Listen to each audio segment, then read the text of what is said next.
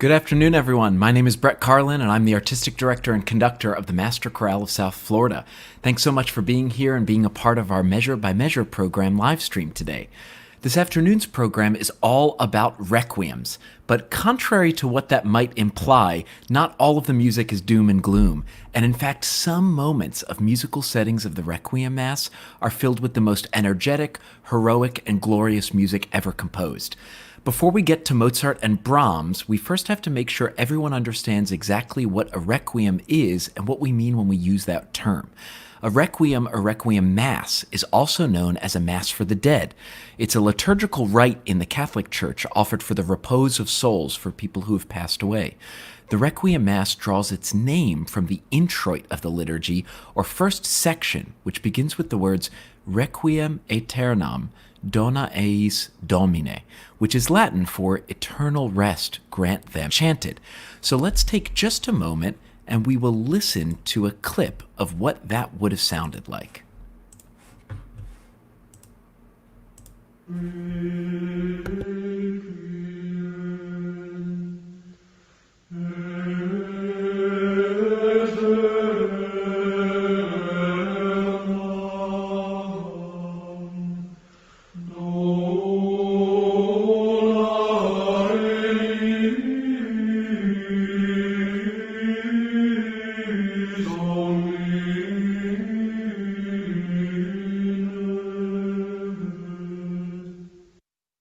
As you can hear in just that short example, the plain chant, this Gregorian chant sounding melody, is a simple line that is called monophony, and it's very simply sung and stated as to not distract from the religious text.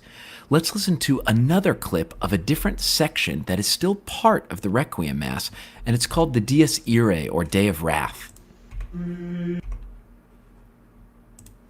Dies irae, dies illa, salve secum in favilla, te sed agit cum sibilla, quantus tremores futurum. Now let's clarify real quickly. The two clips that you heard, the Requiem and then the Dies Irae, are examples of a liturgical Requiem Mass that would be celebrated in a church or a sacred space of some sort. Now, let's change things, and we're going to listen to a Dies Irae, the same text setting, but now from a musical setting of a Requiem that was not intended to be a part of a liturgical service, but rather for a concertized performance.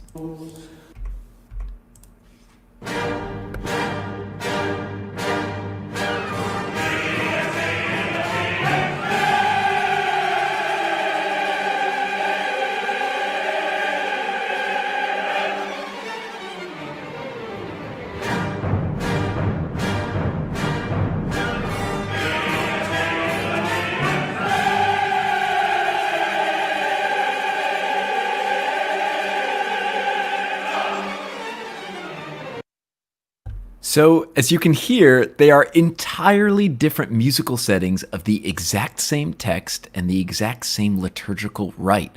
Throughout the course of Western classical music, composers like Verdi, whose excerpt you just heard, have been attracted to the idea of a musical setting of the Requiem text, which deals with questions of human mortality and the afterlife.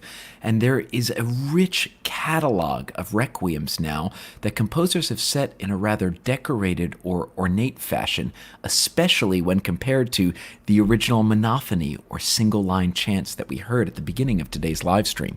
This afternoon, we'll focus on two of those concertized settings. One by Mozart, which is more liturgical and normal in its construction and use of the liturgy and Roman Catholic text. And then later, we'll listen to excerpts from Brahms' Requiem, which he kind of creates his own musical form and his own interpretation of what a requiem is or ought be. Many of us, of course, had our first interactions with Mozart's Requiem not in a concert hall, but rather in a movie theater. Mozart. I can't think of a time when I didn't know his name. I was still playing childish games when he was playing music for king and emperors, even the Pope in Rome.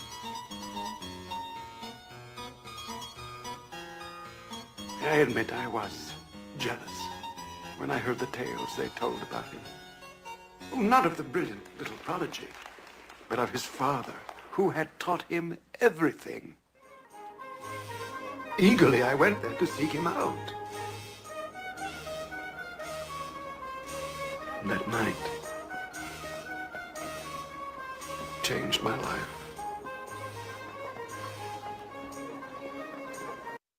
This, of course, is a short segment from the movie Amadeus, from the 1986 film Amadeus, which broke records for the number of Academy Awards that the film received, the actors, the costume designers, and sound designers as well.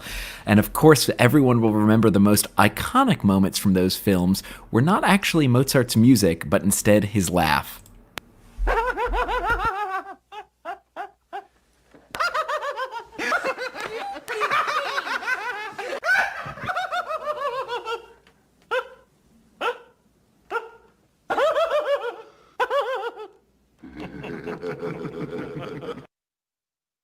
Mozart's Requiem was a piece that was left unfinished when he died at just 35 years old, and there are many stories and myths that surround this work, and that's really because of two individuals, not because of the movie Amadeus, although these myths were the inspiration for the story that was told in Amadeus, which was really a dramatization of Mozart's life, not necessarily a factual representation. The two individuals who were responsible for all of these myths and different stories surrounding the Requiem are, first, Count Franz von Walseck, and second, Mozart's wife, Constanze. The Requiem was commissioned by Count Franz von Walseck in 1791, and he did so through messengers. The reason he did it through messengers and not directly himself was in order to receive the finished manuscript from Mozart, then recopy it in his own hand, and actually present the finished composition as if he had been the composer of the work. After finishing the first two movements and many sketches and notes for the other movements, Mozart passed away on December 5th, and his wife Constanze complicated things a bit further after that point. She still wanted to collect the remainder of the payment that was owed to Mozart for the composition of the Requiem, and didn't want anyone to know that it was left unfinished because of a fear that she might get less amount if a composer lesser than Mozart was known widely to have finished the work. So she discreetly contacted some of Mozart's musical colleagues to assist with the completion of the piece, and ultimately it was Franz Xaver Zusemeyer who finished the piece for the product that she presented to Count Franz von Walseck. Now, let's listen to a bit of the first movement of Mozart's Requiem, which is entitled Introitus, and sets that initial text, Requiem Aeternam.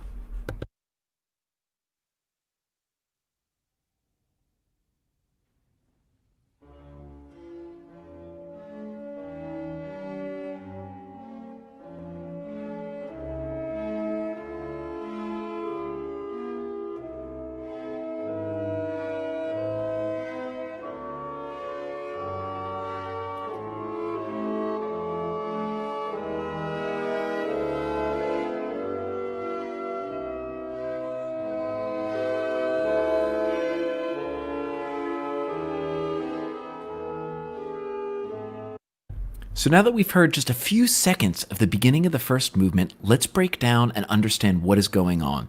There's really two musical devices or structures that are being utilized. The first, you should notice, is in the strings. We hear the low strings start at bom, chick, bom, chick, bom, chick, with this alternating rhythm that is meant to establish or give the image of a march, a funeral march, where there's a procession that is leading a coffin down maybe a crowded road or into the sanctuary of a church or other sacred space. Then the other musical thing that is going on here is in the woodwind instruments. Basset horns, or now the modern clarinet, and bassoon.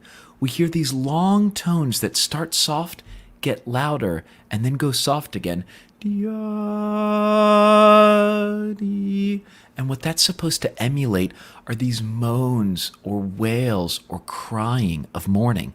And these two things together are meant to immediately set the stage of a funeral, of a requiem mass, that you're in the church watching a procession of the clergy leading the coffin down the middle aisle while you hear the people in the pews crying, moaning, and mourning. Listen one more time to just the beginning of this introitus and see with that brief explanation if you can connect with the work in a different way or more meaningful way.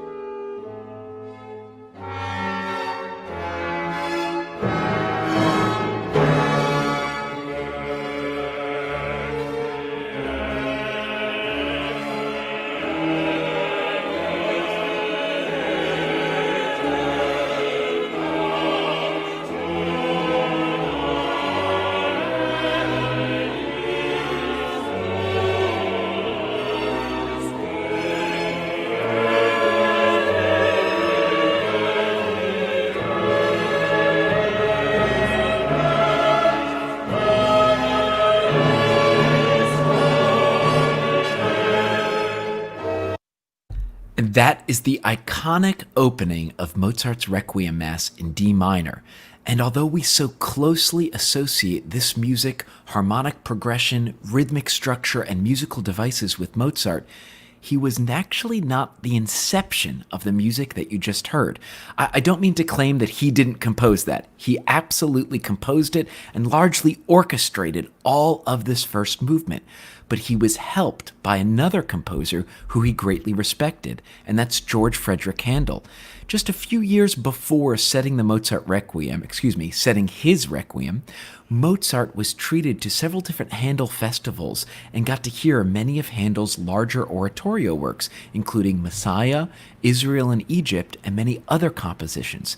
So listen for a moment to this excerpt from a choral piece of a Handel oratorio, and I think that you will hear some similarities between the opening of Mozart's Requiem and this piece by Handel.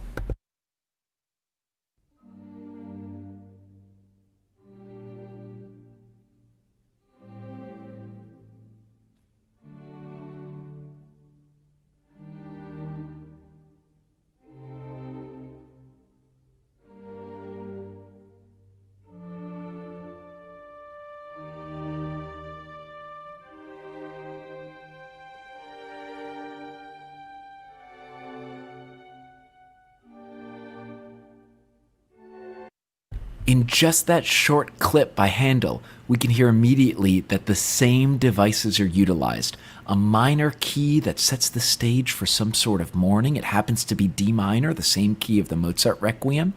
These stately little rhythmic pulses in the string section that create the illusion of some sort of march or ceremony or procession.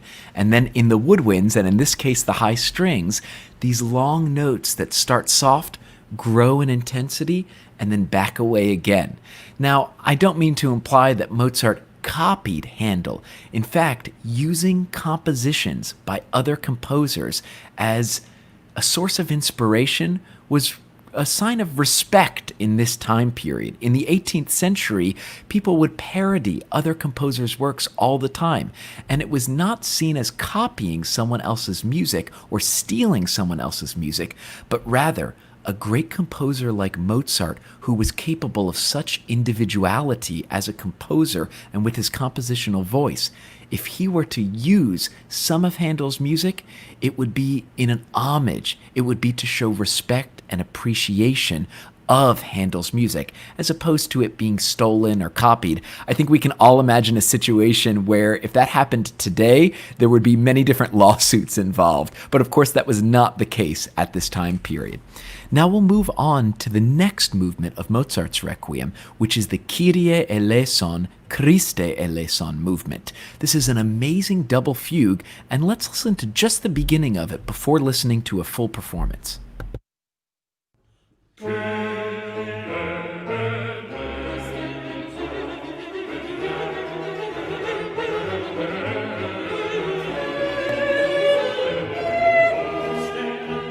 We hear two different musical devices being used here. It's a double fugue, so there's two different themes.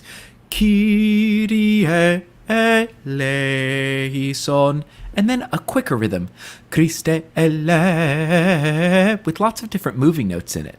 Now, with that in mind, I'd like for you to listen to a movement from Handel's Messiah called "And with His Stripes."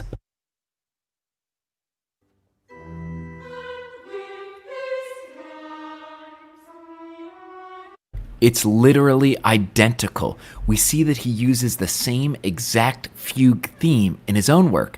And then I will play you another Handel clip that involves two fugue themes, and I bet both of them will sound very familiar to you when compared with Mozart's Requiem.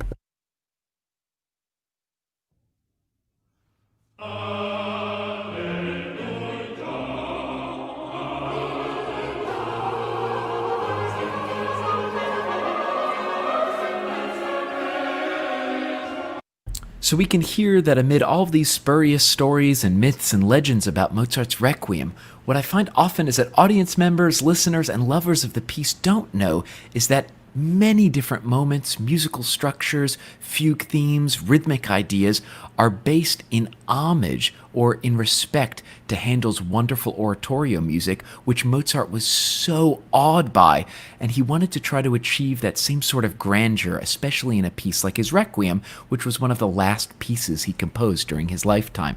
Now that we've broken down and talked about the Requiem a little bit, let's listen through a movement in its completion. This is the second movement of Mozart's Requiem, that Kyrie double fugue, and if you watch your screen, you'll be able to follow the structure of the double fugue as both of the primary themes are highlighted in different colors.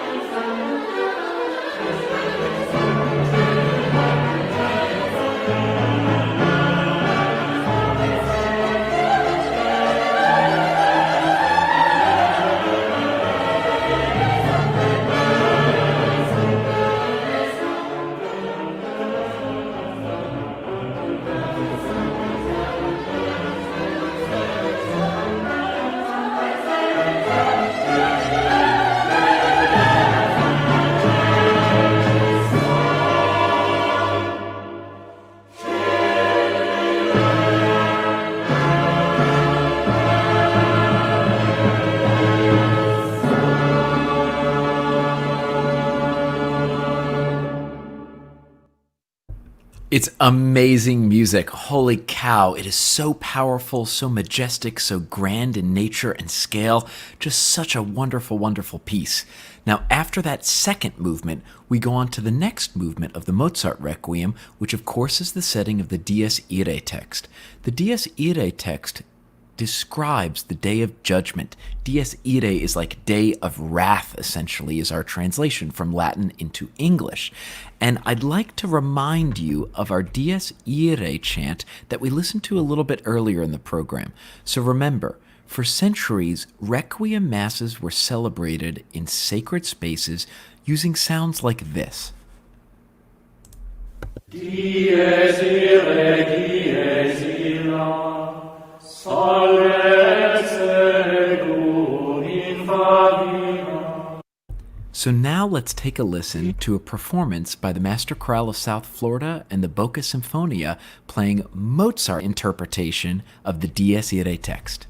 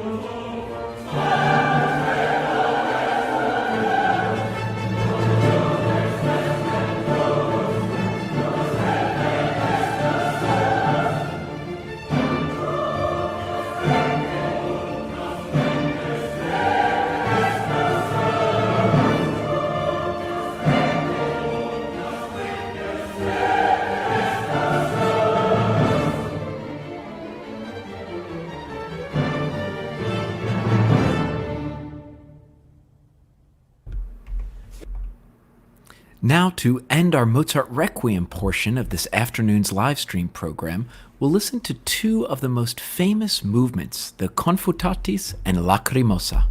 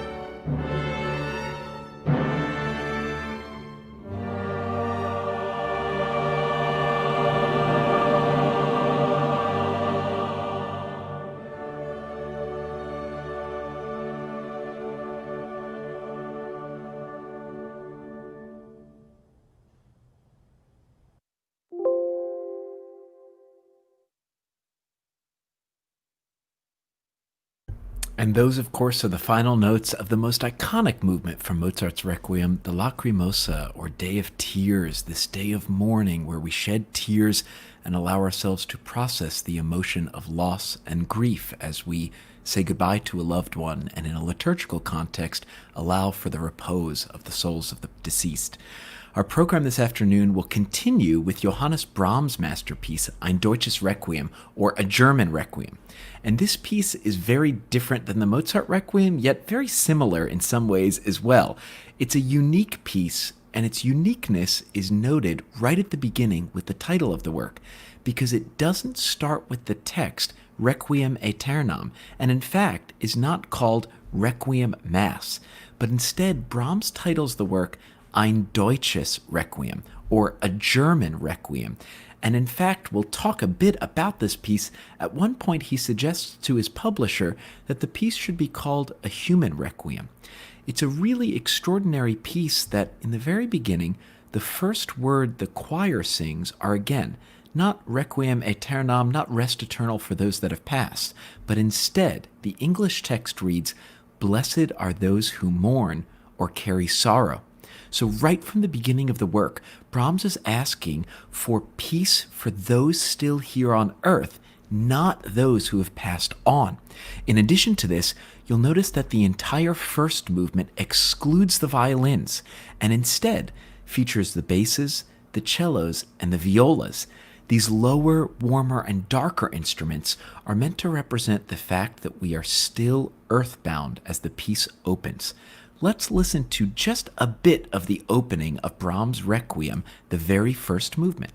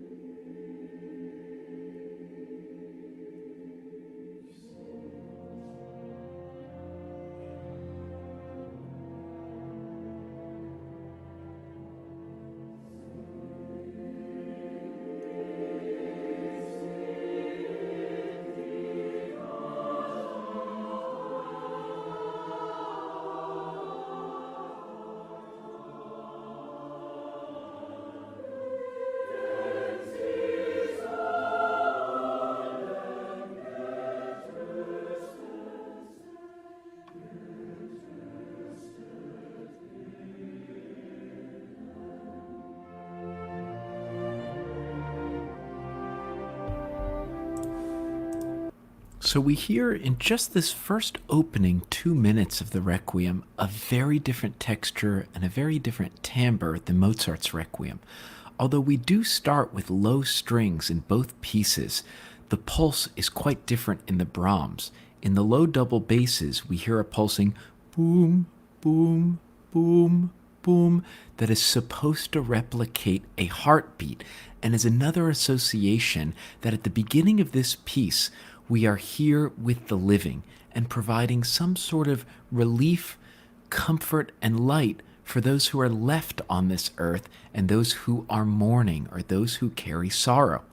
Now, Brahms was baptized and confirmed a Lutheran and was a spiritual man, but he was highly indifferent actually to organized religion, and this is represented in the Requiem, which, as I mentioned before, he suggested to his publisher we should call a human Requiem.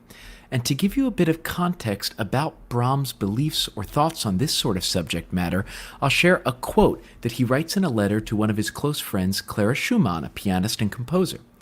He says, "The Bible is a repository of experiences and wisdoms rather than a definition of Christian creed." I share this with you not to imply that this requiem isn't a sacred piece. It absolutely is, 100%. But I share with you to make sure that the piece is approachable for everyone, regardless of your individual belief. And that was clearly Brahms' intent as we see his collection of writings not being the liturgical Latin rite, but setting it in the German vernacular and trying to make it as approachable as possible to individuals from all different types of faiths and all different walks of life. We'll now move and listen to two complete movements from the Requiem this afternoon. First up will be Movement 3, which is titled, "Lord, Teach Me to Know That I Have an End." This will feature a baritone soloist who struggles with his own mortality and has a conversation back and forth with the choir before finally resounding and celebrating God's great might and power. After Movement 3, we'll listen to Movement 6, which features the choir at first, wandering around through all of these different keys, trying to find a spiritual home. That's the text they're singing, and the music is reflected by kind of exploring different key areas where we don't necessarily feel like one is the home key. Then the choir is interrupted by the baritone soloist, who arrives and announces that we shall not sleep when we die, but instead we shall be changed and bound to heaven, and death will be swallowed up in victory. You'll hear a very famous text, of course, in German in this performance, but the English translation of "Death, where is thy sting?" And it is sort of in the face of death. The choir says, "Death, you hold no power over me whatsoever, for when I die, it is not sleeping forever, but it is a transformation. It is the beginning of a new journey or next step." So let's first listen to Movement 3, featuring baritone soloist Douglas Williams, followed by Movement 6 of Brahms' Requiem and the Master Chorale of South Florida.